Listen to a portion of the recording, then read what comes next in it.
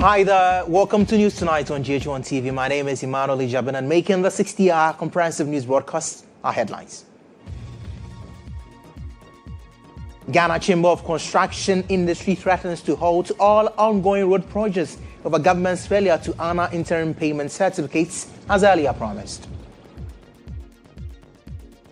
Death toll in Kete boat accident rises to 16, including 11 children, as rescue teams intensify efforts to locate one person still missing. The Cabinet grants approval for payments of salary arrears owed thousands of health workers, with disbursements expected to begin in November 2025. In business, the Ghana Cooperative Susu collectors call on the Bank of Ghana to enforce stricter measures to clamp down on illegal Susu operators across the country. And much later on the foreign front, 20 Israeli hostages held by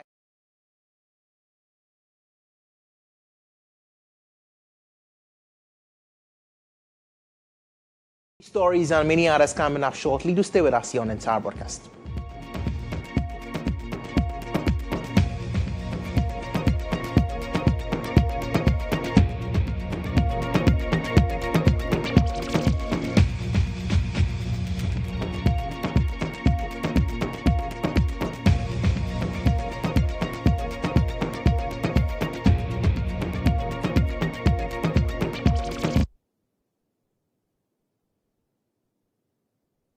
We are grateful that you could join us for this evening's broadcast. We begin in the OT region, where the death toll in the Kete boat accident has risen to 16, with rescue efforts still underway to locate one person.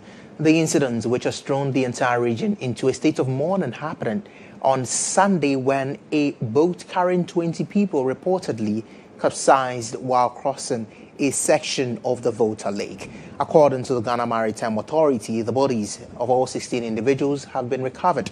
Tragically, 11 of the deceased were children between the ages 2 and 14 years, comprising 5 males and 6 females.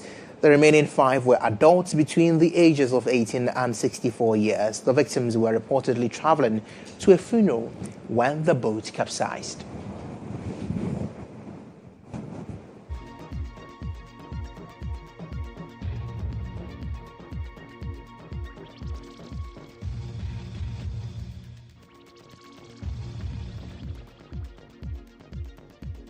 We're trying to raise a conversation with the OT Regional Minister on the latest in respect to this particular accident. And so when we have him, we'll bring that conversation to you. But let's head to courts now, because it has emerged at the High Court in Accra that lawyers of former board chairman of the Ghana Infrastructure Investment Fund, Professor Christopher Ekumfi, have withdrawn their services from the case. On Monday, that's today, October 13, the High Court in Accra, presided over by Justice Audrey stated that the court has received a notice of withdrawal filed on September 11 from his lawyer. The court said lawyers of the second accused person have written a letter indicating that they are no longer representing him. In response, Professor Emmanuel said there is a misunderstanding between him and his lawyers, but they are in the process of resolving. As Professor Emmanuel, the former board chairman and former chief executive Solomon Asamoah, are before the court on 6 counts and have pleaded not guilty, including the charge of woefully causing financial losses to the tune of $2 million over the SkyTrain project. In court today, lawyers for Solomon Asamoah, the first accused person, led by Mrs. Victoria Bath, indicated that they have filed an application for a stay of proceedings. However, Deputy Attorney General Dr. Justice Remsai said the AG's office has not been served with the application. He was granted bail in the sum of 15 million Ghana cedis after not guilty to charges on May 13. In addition to the bail sum, the court said he should provide 2 sureties. And that gives us some context to the story. We'll be following keenly and bring you more updates in our subsequent broadcasts.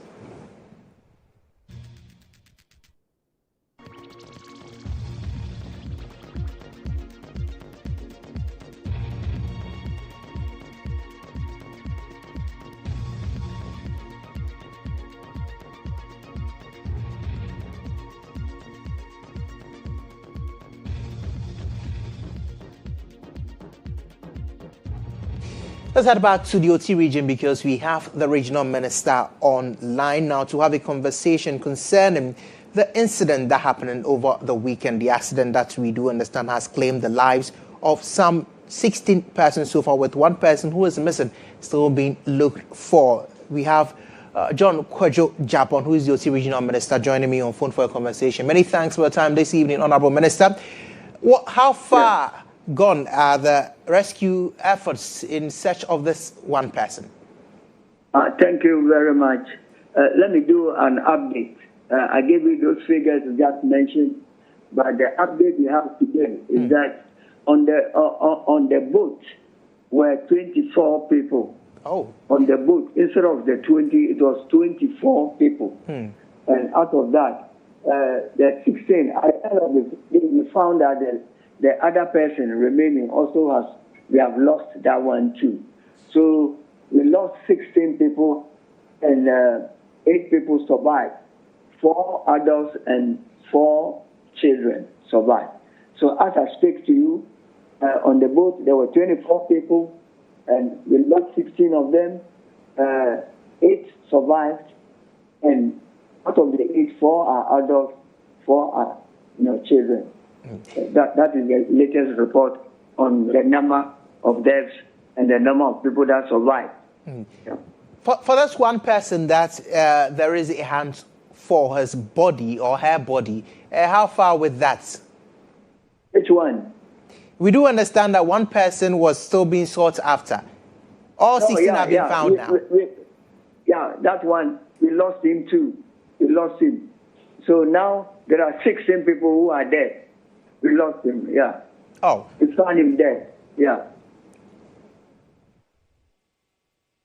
Hello? Our understanding so far of the operations when it comes to the Volta League and this particular boat that was involved in the accident, largely the concerns raised so far has been the use of life jackets. And we do understand that it was a child that was manning this boat. How true is that particular allegation?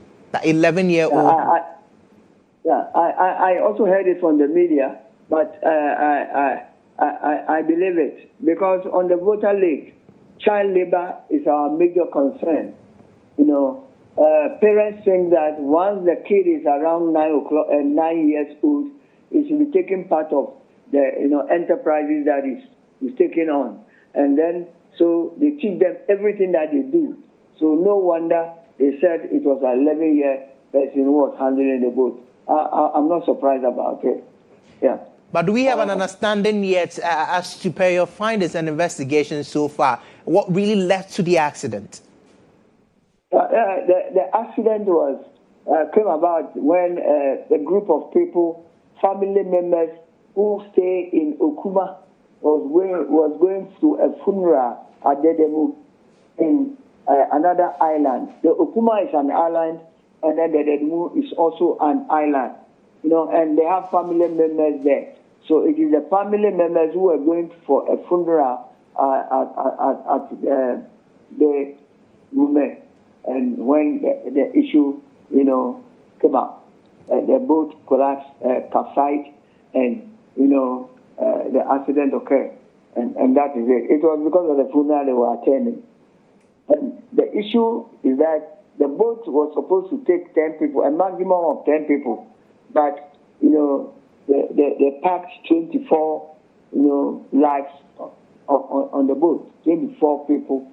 And I think that also was part of the cost of the capsizing of the boat.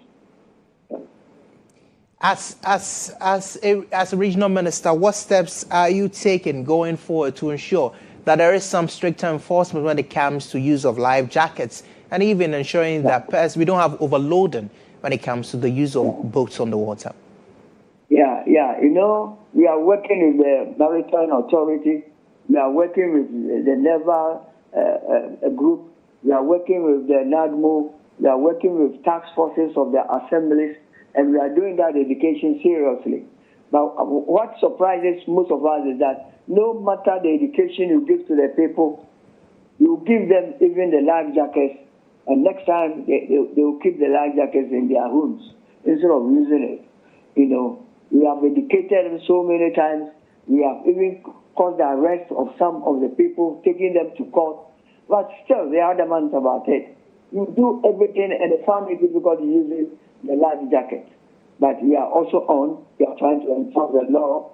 We are getting all our agencies together, and we are educating them, and we are also enforcing the laws when they go against the regulations of ours. Yeah.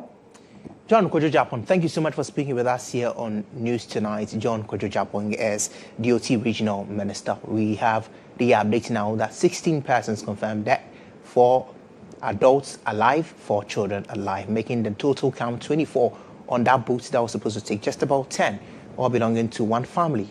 They were going to another island for a funeral, and they met their rather unfortunate demise.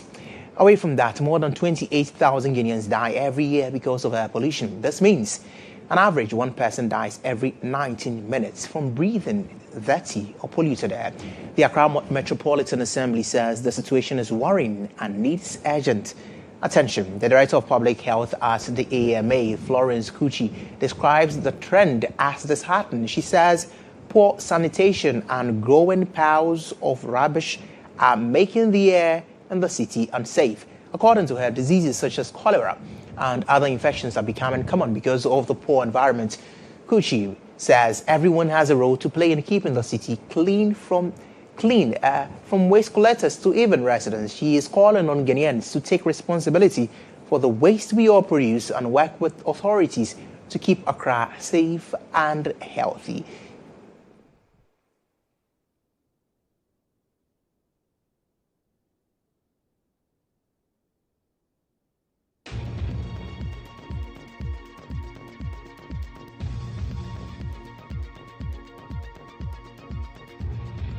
Well, joining us via Zoom for a conversation this evening is Dr. Nana Agyabeng. He's a consultant at PSS Urban Consult Limited. Good evening, sir. Many thanks for joining us on this broadcast. From your research and your experience, what we are experiencing in Accra and the statistics we are seeing from the city authorities, what can be done really to save lives and improve our air quality in Accra?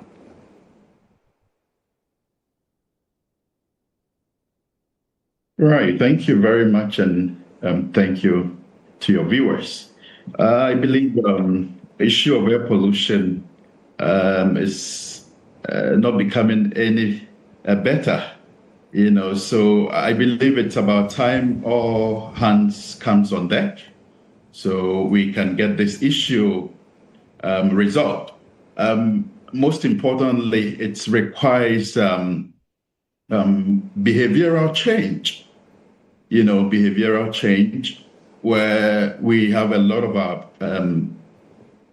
indigents disposing waste indiscriminately out there, burning of waste just anyhow. And these are all events that goes to harm our atmosphere. So I believe everyone needs to play his or her part. It's good that we have the AMA, or we have the municipalities taking these issues up and ensuring that we grant them the necessary education, especially when it comes to the environmental health officers. I mean, in previous years, as we may all be aware, we used to hear tankers. Yes. And those times people hear their names and they will be running helter-skelter. But these days, that fear is no more there because the environmental health officers, they are not empowered enough, to be able to take these issues up. So I believe they need to be resourced more so they can help us deal with this issue very well. Now, the aspect of resourcing and the aspect of us changing our behavior, you've mentioned all of that. But then when it comes to the town council area where I am relatively young, but I do remember a situation like that where it was difficult for people to burn rubbish without having to fear what is going to come next. But as a nation, have we put in place adequate systems that would help us deal with waste that we generate by way of our living? Well, I believe holistically that has also been one of our biggest issue that we battling with. For instance, you take a whole community and places that were demarcated for dump sites are now being used for something else.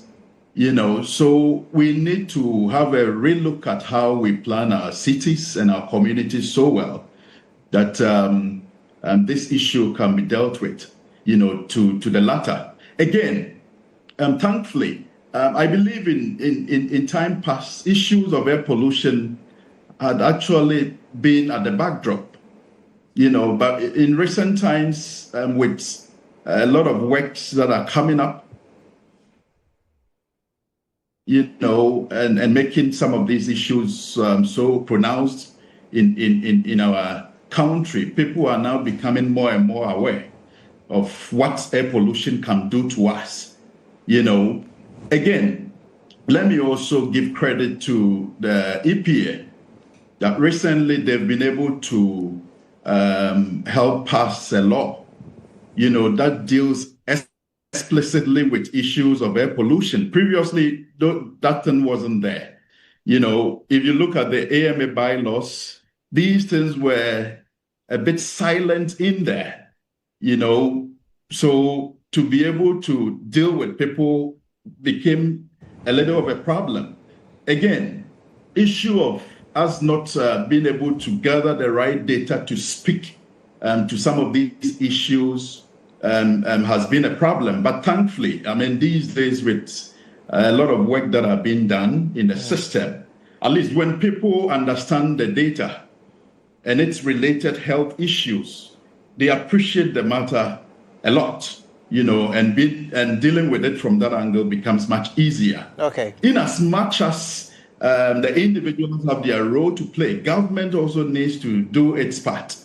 When it comes to issues of having untarred roads, within our communities here and there, having dust-free suspensions in there, and when there are windy, events, all these things do not help matters when it comes to issues of air pollution.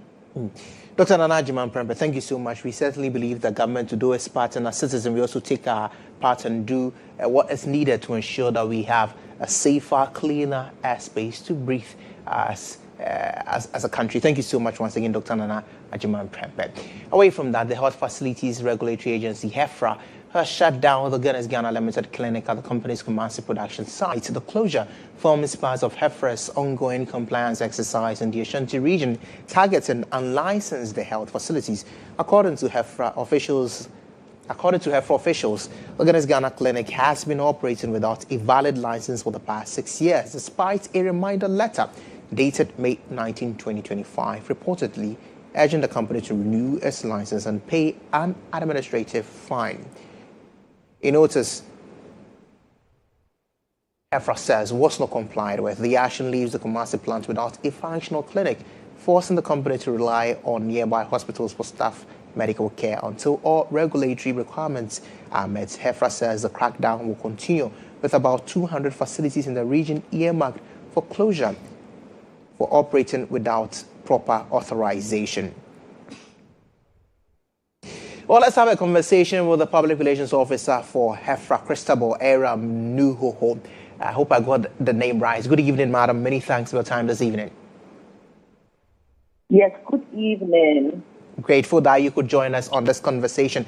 Now, we are seeing 200 facilities being earmarked for the exercise and for the closure of the Guinness Ghana site, the clinic. We do understand that 6 good years without running. One would wonder, 6 good years, what was HEFRA doing until now? Although the notice was given we understand, just this year, 6 years. Okay, so what happens, thank you so much for having me. So what happened with most of these facilities is that for HEFRA, we are a regulatory agency. We don't take pleasure in closing down facilities. We give you as much room as possible to actually rectify every infraction that we have to do. And it is when you become recalcitrant that we come after you, or we would want to lock down your facility. So it's not, we've not just been sitting there, we've been engaging business. So our inspectors have been there, the monitoring team have been there, they have gone to inspect their facilities, they have given them recommendations. So it was left to come telling us that they have implemented those recommendations for us to license the facility. They didn't do that. And they also, it's more like they were not forthcoming with renewing their license. And we've been engaging them, come and renew your license, come and renew your license. At a point, it became more like calling the bluff of HEPA. So this was more or less the last straw amongst us, yeah. From my understanding of your statements as this being the last straw on the camel's back, indeed, it means that HEFRA will continue to ensure that persons who do not comply with the directive of renewal licenses, you'd continue going after them to ensure that the right thing is done. But for someone who's just watching and wondering, why should that any facility, largely for me, that I'm attending to this clinic, going to seek medical care, why should I be concerned about a particular license? Perhaps some bits of education here. I think everyone should be concerned about the licenses that facilities are using to operate. Because when the facility is licensed, it means that we know that you are operating within standards. Because the mandate of HEFA is to ensure that every facility, every health facility, is operating with the minimum standards required for a health sector. So when you are not licensed, what HEFA is saying is that we don't know what is going on in your facility. We don't know whether or not you have the right professionals giving out treatment. We don't know whether or not you are following the right processes. We don't know whether or not you are using the right protocol. We cannot even tell. We actually don't know what is going on in that facility. The only way to know what is going on in that facility is when we license you. So once you are not licensed, we say that you are a risk to society, for which reason you will be closed down. So you should actually be concerned whenever you go into any facility, because you cannot even tell if the person who is actually giving you a prescription is qualified to be a doctor or is qualified to even give you that prescription. You cannot tell if the person who is about to inject you is qualified to be a nurse. A lot of people have come to us telling us their experiences in certain facilities. Some go and then they bring it, they think it's negligent. But it could be that maybe the person who is rendering the service is actually not qualified. But how do we know? We can only know if the facility is licensed. Because when we come in there, before we license you, we do what we call inspection. And we have requirements in terms of professionals, in terms of equipment, in terms of processes, infrastructure. We have requirements that we look out for. So once we license you, it means that we know you are doing the right thing. But if you are not licensed, then it means that we don't know what is going on in the facility. And we cannot guarantee that people who come to the facility are getting the best health care that they are supposed to get. Okay. Christabel Aram Nuhoho, thank you so much for speaking with us. We'll be certainly following your compliance activities and report to our viewers on how far HealthFirst's work has gone. She is the Public Relations Officer for the Health Facilities Regulatory Authority, HEFRA. You're still watching News Tonight on GHOne TV. After this break, we've got insight and more. Stay with us.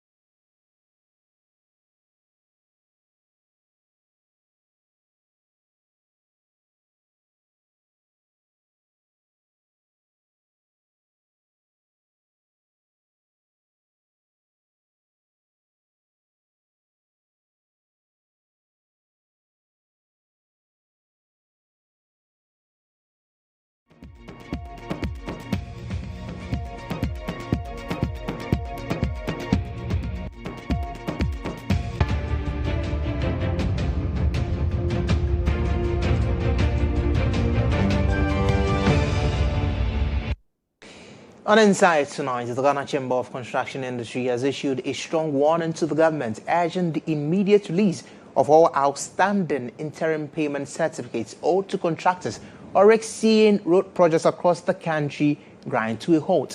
In a letter addressed to the Minister for Roads and Highways, the Chief Executive Officer of the Chamber, that is Emmanuel, said many contractors are under severe financial distress due to government's delay in releasing funds for completed works. According to the Chamber, despite several appeals, payments for certified projects, some dating as far back as 2022, remain unpaid. It's noted that this has made it nearly impossible for contractors to continue operations as most are heavily indebted to banks and suppliers. The Chamber further stressed that the delayed payments have ripple effects on the entire construction ecosystem, including transporters, fuel suppliers, and thousands of artisans whose livelihoods depend on the sector.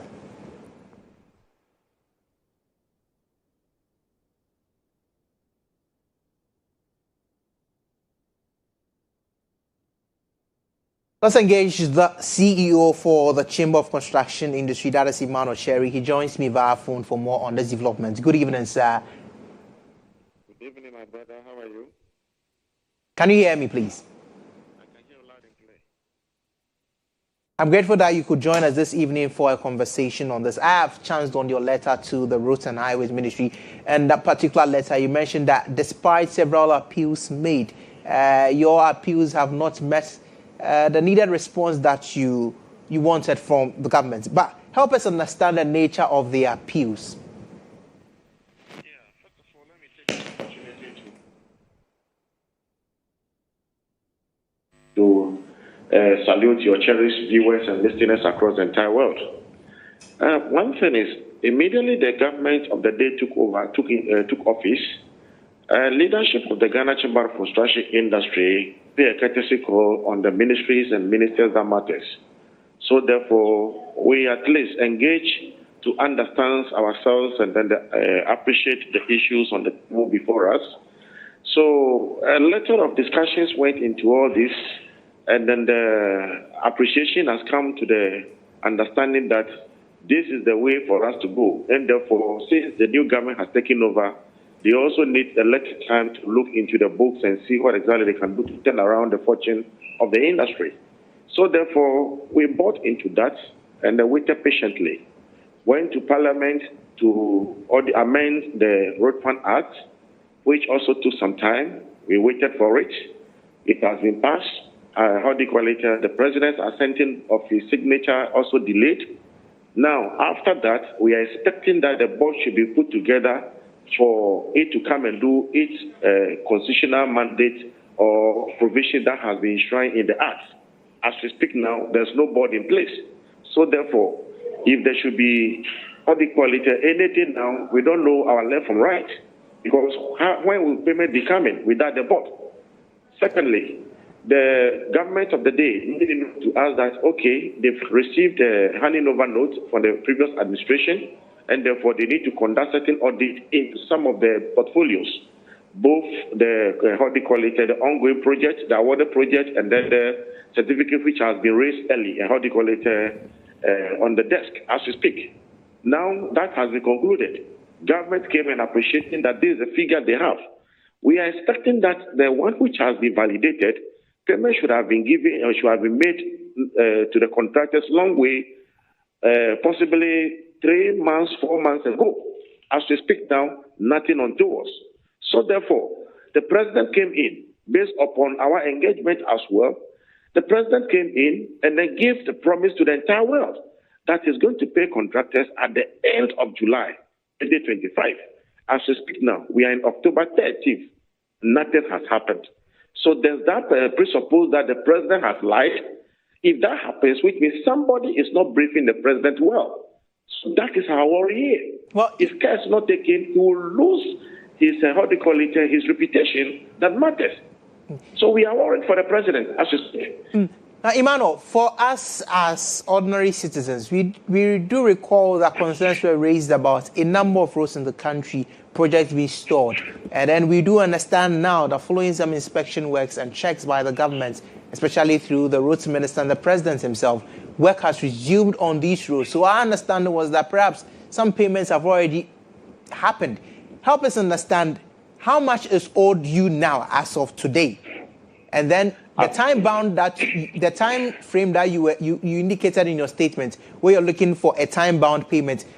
Help us fully appreciate what you meant by that. Are you looking at 6 months? Are you looking at monthly? Yeah, the time-bound issue we talk about here is stitched to the promise made by the President, His Excellency John Dramani Mahama. He promised to make payments to contractors before the end of July, which means that has elapsed and nothing has happened. So which means there is a challenge in there. Credibility issue is under, threat in there. Secondly, as you said earlier, some contractors are on road doing their works, yes. Some of them, for instance, like Maripoma, as a result of the interventions of the, GPRTU, the media, and what have you, the community, who staged series of demonstrations. So the pressure couldn't be contained by the government of the day, and therefore quickly he mobilized and then paid the contractor to move to site and do as expected. Out of others, should we do the same thing? If that happens, can the president have a peace of mind to govern the country? How much are you owed now? As we speak now, the GHOne government is owing GHOne 21 billion cedis, road funds 7 billion cedis, Cocoa Road 4.2 billion cedis. So that sums up to 32.2 billion Ghana cedis. Exactly. That's the amount owed contractors as of today. Exactly. What are you looking forward to government doing? Would you accept a timely payment of monthly, 6 months? What is the time frame you're looking at? Yeah, I suspect that the government through finance has given instructions to the Ministry of Roads and Highways, which the minister has obliged to, as we speak now. A number of work has been done in terms of the GHOne. So, because the debt portfolio is quite huge and alarming, and therefore the government of the day may not be able to raise the requisite funding to clear all. So there is going to be a negotiation, which the government is ongoing doing now, which is appreciated. So therefore, if your certificate is 600 million, you'll be at least, there's going to be a negotiated figure to be paid in installment and what have you, address the same thing. That is what we are expecting government to do for us. We are not saying that you should pay all at a go, because if that happens, if care is not taken, the government machinery will be run to halt, which we don't want to, to see or to entertain. So we are all citizens. We are very, abiding citizens, and we understand the way the governance structure operates. Okay. All we are seeking for is, whilst we are also giving you that laxity of time, try as much as possible to meet halfway. If not so, our companies will collapse, where redundancy will hit the entire employment sector. A lot of where workers are going to lose their works. As we speak today, most of the operators of contractors have moved into the mining site. They are the one operating the machines and equipment, heavy equipment for these Galamsey people. As a result of what? Unemployment. So they decided to go in there to get themselves busy. You see, these are some of the security challenges that is posed to the entire country. So we are only saying that fair on the table. President has given his words. His words supposed to have been a bond, must be, a check that we can go take to the market and cash. But as we speak now, the deadline has passed, it has elapsed, nothing has happened. So we are asking, who advised the president to come out with that timeline? Well, certainly, as you sought for negotiations on the certificates and the settlements of the arrest, you will be following keenly to see what government makes of it. But we are grateful that you could speak with us on this subject. Emmanuel Cherry is the Chief Executive Officer of the Ghana Construction Chamber of Industry. He says that 32.2 billion, that's what government owes them when it comes to roads. He indicates that some people have left the road construction business and have entered into illegal mining as a means to survive. He's certainly looking forward to government's response to this. And that does it for Insight.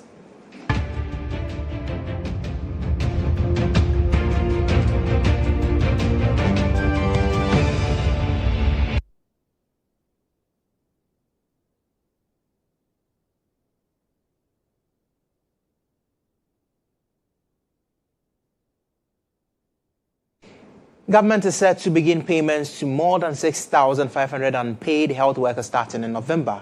According to Health Minister GHOne Kando, 7,000 of the 13,500 affected workers whose financial clearance expired in December 2024 before their postings took effect have already been paid. He also confirmed that the ministry has addressed similar payments issues involving hundreds of newly trained medical officers who began work last year without clearance and pay.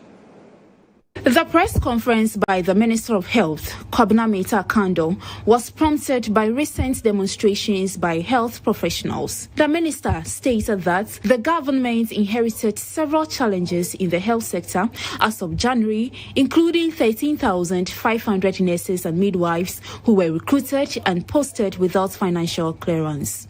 He explained that the government immediately enrolled 10,000 of them, securing clearance for 7,000, while the remaining 6,500 will be paid starting in November following cabinet approval.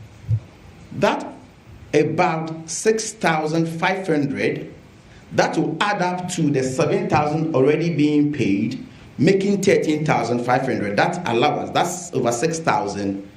Cabinet has approved that starting from November, the Minister for Finance must pay them.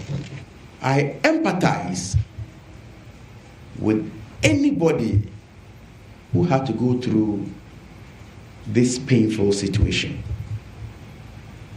On the issue of unpaid salaries for junior doctors, Health Minister GHOne Kando assured that government is addressing recruitment challenges, including payments for 883 house officers employed in 2024.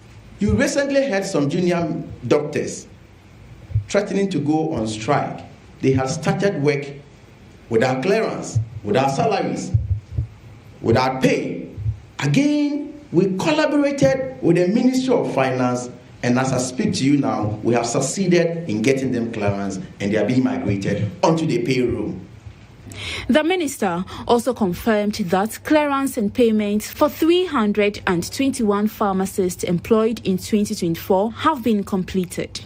Additionally, 15,755 rotation nurses and midwives, as well as 2,151 allied health interns posted in 2024 and completed earlier this year, will receive all outstanding payments starting next month. We had to onboard them gradually because you agree with me that we also have a country to govern. There were pharmacists who had completed their housemanship as far back from 2023 to 2024 who had not been paid. We inherited that, and those people have been paid. Finally, the minister noted that financial clearance has been secured for the payments of 17,909 nurses, midwives, and allied health interns who began their national service in early 2024. Let's now engage organizer for the Coalition of Unpaid Nurses and Midwives Association, Agyabeng Kapa, good evening. Quickly, are you satisfied with this indication from the Health Minister, and have you received official communication of this payments beginning November 2025? Yeah, thank you very much for the opportunity. We will say we are partially satisfied with the response or the feedback we've had from the Ministry of Health. So we are partially satisfied. But have you received communication of the official payments beginning November 2025? Yes. After the media engagement, we had a meeting with the minister and then other members of the ministry, and they've assured us that they are going to work hand in hand to make our money so our arrears being paid. But then we are not okay. We are not comfortable because they were not able to give us the timelines in which they are going to pay the arrears. What they said is that they are going to give us a timeline or the timeline that they are going to use to make the payment of the arrears. That is what we are concerned about the arrears. But they said they will communicate that one to us later. Agyabeng, thank you so much for speaking with us. He is the organizer for the Coalition of Unpaid Nurses and Midwives Association. They are partially satisfied and they are looking for a payment plan according to what he just mentioned. And that does it for the local stories. We have business news coming up next.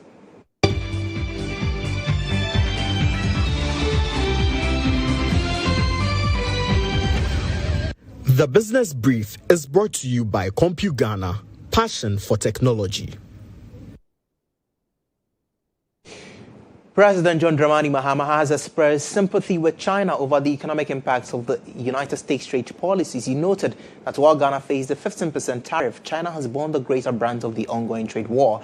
Speaking during a bilateral meeting with His Excellency Li Qiang, the Premier of the State Council of the People's Republic of China, President Mahama said the global economic landscape has changed significantly since World War II, with some powerful nations now acting unilaterally, disrupting the long-standing rules-based international trade system.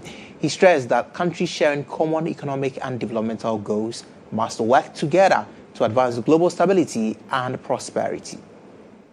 The world is changing rapidly. After the Second World War, we all agreed that we would adopt a multilateral world order.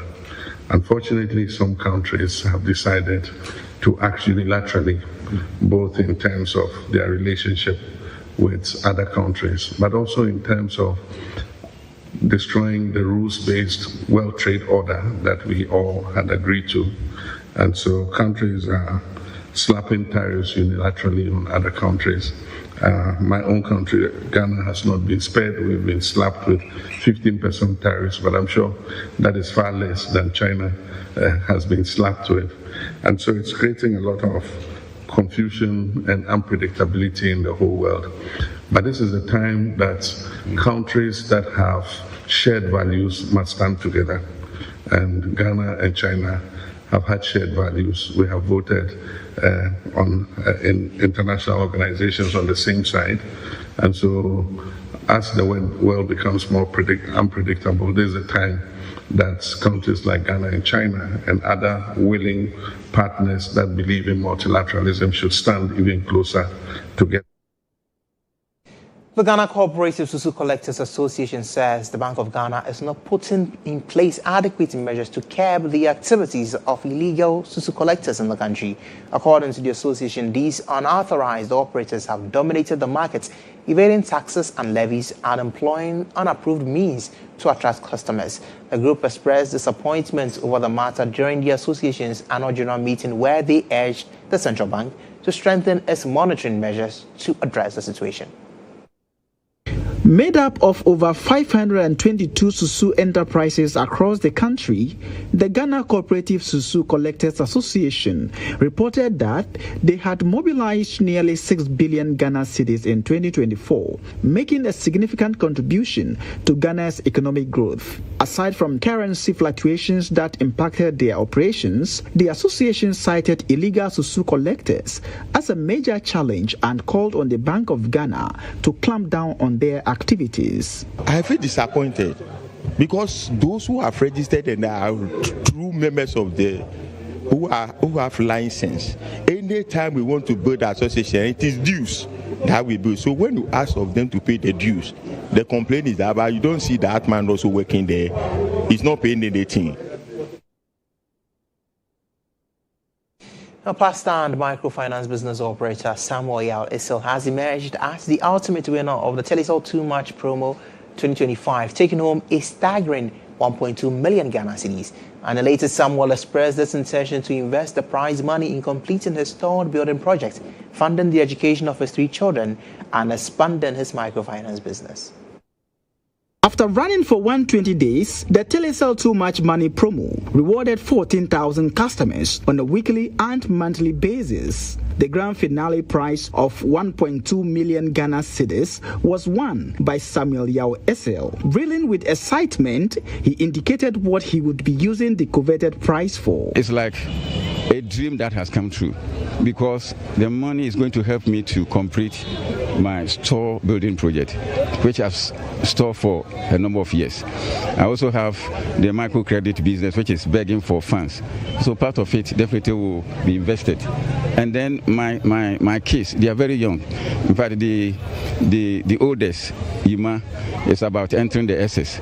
And the second one is in class 6, the third one is in class 4. So you can imagine the number of years and how much I have to spend in terms of meeting their educational needs. So a chunk of it will be invested just to cater for their education. Director of Consumer Business at Telecel Ghana, Annette Muga, highlighted the essence of the promo.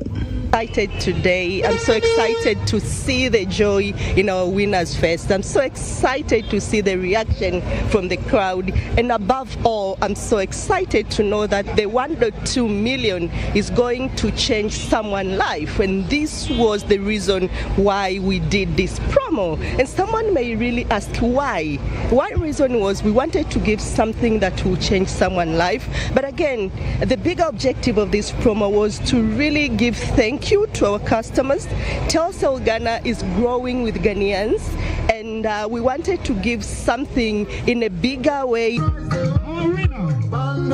A representative of the National Lottery Authority, Bright Ofori, affirmed the credibility of the promo and urged the public to participate in future promotions by Telecel. I can say on authority that from day one, every winner that has emerged from this game of chance or this draw is fairly selected. In total, Telecel Ghana rewarded customers with 4.5 million Ghana cedis through the Too Much Money promo.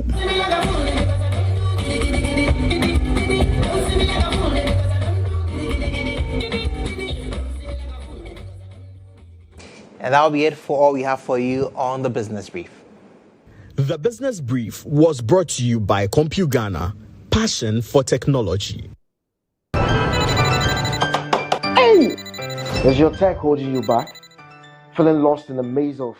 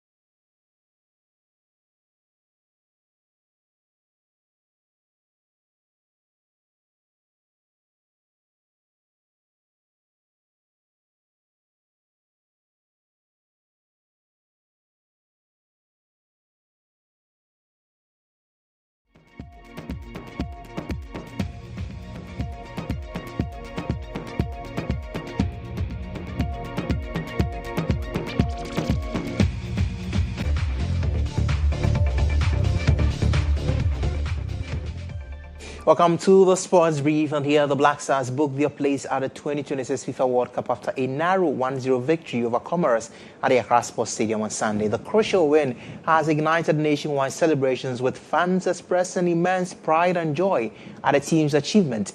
Our team captured the voices and reactions of Ghanaians following this historic qualification.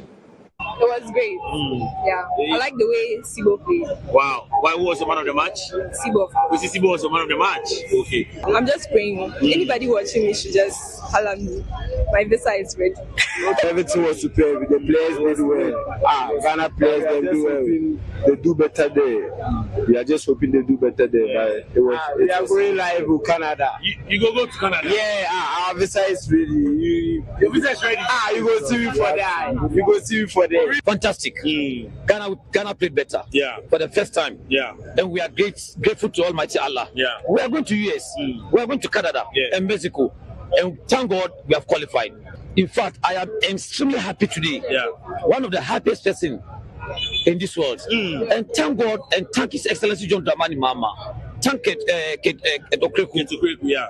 And then the Minister for Youth and Sports, Honorable Kofi Adams, and the NSA boss, Honorable Yao and Frankra. They have done well, fantastically. And for that matter, let us all go to US, go to Mexico, go to Canada, and support the Black Stars. Ghana, say yeah!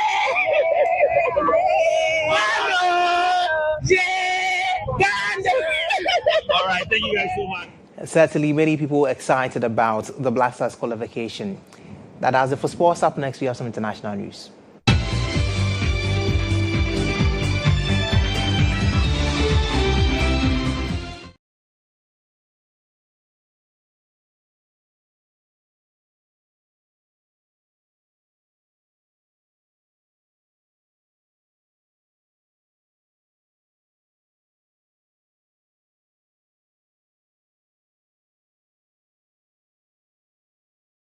Hostages. However, it is told mediators it does not know the location of some other 24. In exchange for the hostages, Israel has released almost 2,000 Palestinian prisoners and detainees. Donald Trump and world leaders are meeting at a Gaza summit in Egypt. The U.S. president hails a tremendous day for the Middle East as he and regional leaders sign a document to cement his Gaza ceasefire deal.